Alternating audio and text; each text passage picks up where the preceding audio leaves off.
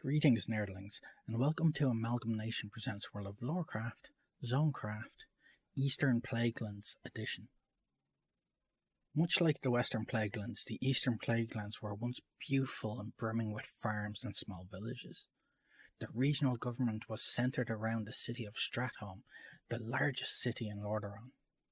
Also nearby were the towns of Darrowshire, Corrin's Crossing and Tyr's Hand, and to the east of Stratholme was the pass leading into the southern boundaries of Quel'Thalas, at the time known as Darrowmere Forest, after the lake with the same name to the south. In the opening hours of the Third War, the investigations into the origins of the Scourge led Prince Artus and Jaina Proudmoore through the Tirsfall Glades in what is now the Western Plaguelands. To be more specific, the towns of Anderhall and Heartglen, where they confronted the necromancer Kel'Thuzad and his cult of the Damned. Kel'Thuzad told Artus to seek out the leader of the Scourge in Lordaeron, the Dreadlord Mal'Ganis at Stratholme. While en route via Heartglen, Artus and Jaina were joined by Lord Uther, Master of the Silver Hand. When they arrived at Stratholme, Artus realized that the villagers had been infected with the plague of undeath. When Uther refused to obey Artus's command to purge the city, Artus relieved Uther of command and disbanded the Silver Hand. He then slaughtered the townsfolk himself. After hunting down Mal'Ganis in Northrend, Artus returned as one of the Lich King's Death Knights and toppled the kingdom of Lordaeron by murdering his own father, King Terenas. After the fall of Lordaeron's capital, the plague spread throughout the northern regions of Lordaeron, turning them into the blighted lands they are today. The resistance against the Scourge was particularly bloody at Darrowshire, where the ghoul Horgus the Ravager and the Death Knight Marduk Blackpool, also known as Marduk the Black, led an army of Scourge against the town. Only surviving paladins under Davil Crockford and the Darrowshire militia under Captain Joseph Redpart were able to stand in their way.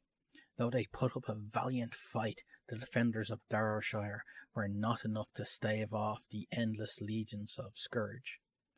Davil managed to defeat Horgus in combat, but he succumbed to the horrific wounds the ghoul had inflicted. Captain Redpat fell to Marduk's necromancy, his soul taken from his body and corrupted into the service of the Scourge, where he proceeded to turn on his fellows and tear Darrowshire apart, killing everyone who hid in their homes. After the fall of Lordaeron, the Scarlet Crusade attempted to retake the Shattered Kingdom from both the Scourge and the undead renegades known as the Forsaken.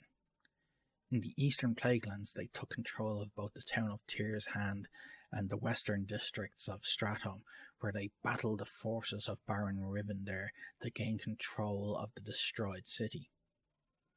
Eventually, the Master of the Scourge in Lordaeron made his return to the Blighted Lands. From his citadel of Naxxramas, floating over the Plague Wood near Stratholme, he prepared to continue the work he began in the name of his master, the Lich King. Recently, Naxxramas has floated away from the Plaguelands and reappeared over the Dragon Blight in Northrend, though it was replaced by Acheras the Ebon Hold over the far eastern portion of the zone. From there, Artus sent his Death Knights to exterminate both the Scarlet Crusade and the Argent Dawn and leave his grip over the Plaguelands unchallenged. There's that old saying about the best laid plans of mice and men and Lich Kings. The Eastern Plaguelands in the Wrath of the Lich King expansion. The Eastern Plaguelands were expanded somewhat to include a small area for Death Knights, including their home base of Acheras the Ebon Hold, a massive Scourge necropolis floating above the hills behind Light's Hope Chapel. It is here that Death Knight trainers, as well as their leader High Lord Darian Mograine, can be found. Death Knights start out in Scourge service in a special instanced area east of Tyr's Hand, known as the Scarlet Enclave. As they progress in their training, Death Knights are tasked with laying waste to the towns of New Avalon and Havenshire, which lay below the fortress. The towns are left in ruins as the Death Knights sweep through them, with the Scarlet Crusade inhabiting them all but destroyed. After sacking both towns, Death Knight players participate in a final epic battle for Light's Hope Chapel. After the battle is concluded, the Death Knight is deposited into the main, non-instanced Eastern Plaguelands, where they begin their service to the faction their race belongs to. In the main Eastern Plaguelands, the Scarlet Lands consisting of Tyr's Hand, New Avalon, and Havenshire are left completely in ruins, their once green pastures devoured by the blight that permeates the rest of the region. The ruins of the towns of New Avalon and Havenshire, collectively referred to as the ruins of the Scarlet Enclave, are reachable from two directions. Firstly, players may travel through Tyr's Hand, take the final fork in the road to the north. Alternatively, players may travel through Browman Mill into the Noxious Glade and follow the south wall to a cave which leads to Death's Breach at the northern end of the ruins. Notes about the Eastern Plaguelands. Near Quelithian Lodge, there is a small path that leads to Quel'Thalas, more specifically to the Ghostlands. Guarding this path is a single High Elf NPC by the name of Adon, a reference to the add-on or expansion, the Burning Crusade. The path was previously blocked by fallen trees, some of which can still be seen to the left of the current road, which goes through a mountain pass. The pass goes through an instance portal, which blocks those without the expansion from entering the Blood Elves' homeland. The Undead Scourge have also set up a small siege camp near the gateway to Quel'Thalas.